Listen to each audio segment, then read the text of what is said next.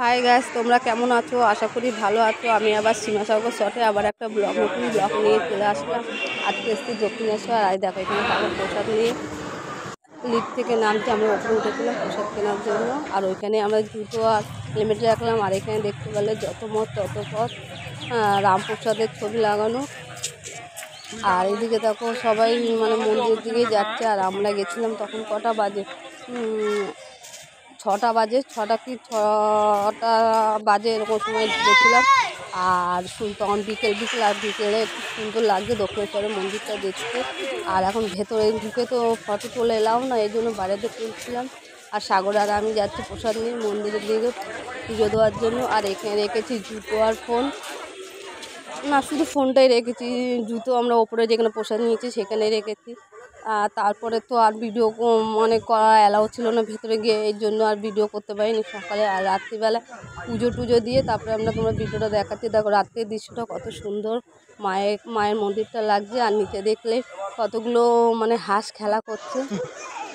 পুজো দিয়ে আমরা বেরিয়ে গেছি। আর তারপরে যাচ্ছিলাম সামনের দিকে। চলো তোমাদের সামনের দিকে দেখাই। আমি দেখো ওইটা হলো গান্ধীর ট্যাটু। দিনের বেলা খুব ভালো লাগে, রাত্রিবেলাও খুব সুন্দর লাগে। রাত্রিবেলা তো দক্ষিণেশ্বরের মন্দিরটা বেশি সুন্দর লাগে লাইটের জন্য। আর সেদিনকে ভিড় ছিল, মোটামুটি ভালোই ভিড় ছিল।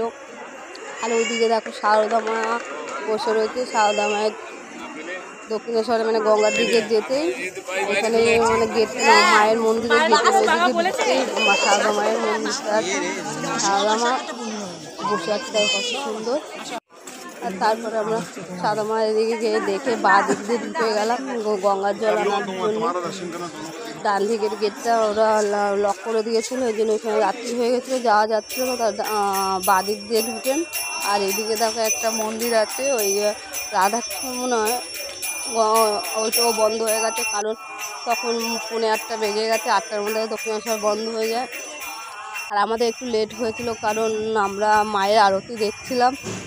6টার সময় ঢুকে পুজো দিয়ে লাইন দিয়ে মায়ের আরতি দেখছিলাম, এর জন্য আমাদের একটু লেট হয়ে গেছিলো। লেট হয়নি, ঠিকই আছে, আমরা আরতি দেখার জন্য বসছিলাম। আর এদিকে দেখো গঙ্গার ঘাটের দিকে যাচ্ছি। আর এদিকে দেখো বাবার মন্দির। এখানে তো 12টা বাবার মন্দির আছে, 12 রকম শিবের লিঙ্গ আছে এখানে। চলো এই দেখো গঙ্গার ঘাটে চলে এসেছি। এবার সাগরকে বললাম একটু জল তুলে নিয়ে, ওকে ড্রামটা দিয়ে দিলাম, ও নিচের দিকে যাচ্ছে জল তোলার জন্য। আর রাত্রিবেলা গঙ্গাটা দেখতে খুবই সুন্দর লাগছে। আর ওইটা দেখো যে লাইট অনেক দেখা যাচ্ছে, সেটা হলো দক্ষিণেশ্বরের ব্রিজ বা বালি ব্রিজ বলা হয়। কত সুন্দর লাগছে দৃশ্যটা, রাত্রে বেশি সুন্দর লাগে দেখতে। আর এদিকে গঙ্গা, অনেকেই জল নিচ্ছিল গঙ্গার জল। সাগরও তাই এই গঙ্গা জলটা নিতে নেমেছিল। আর জল নিয়ে আমরা ওপর দিকে আসছি, সাগর ওপরে আসছে। আর আমি দূর থেকে দেখাচ্ছি হাওড়া ব্রিজটার গঙ্গাটা।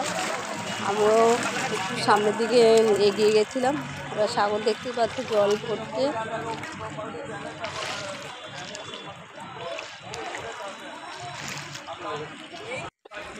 আর জল ভরা হয়ে গেছে, জল নিয়ে আমরা চললাম ওপর দিকে। আর তখন 8টা বাজতে যায়, এর জন্য গেট বন্ধ হয়ে যাবে। সবাই বলছিল বেরো গেট বন্ধ হয়ে যাবে, এর জন্য আমরা জল নিয়ে চললাম সামনের দিকে। আর লিফটে করে আবার উঠে আমাদের হেলমেটটা নিয়ে নিলাম, কারণ আমরা গাড়িতে করে এসেছিলাম, তোমাদের দেখানো হয়নি।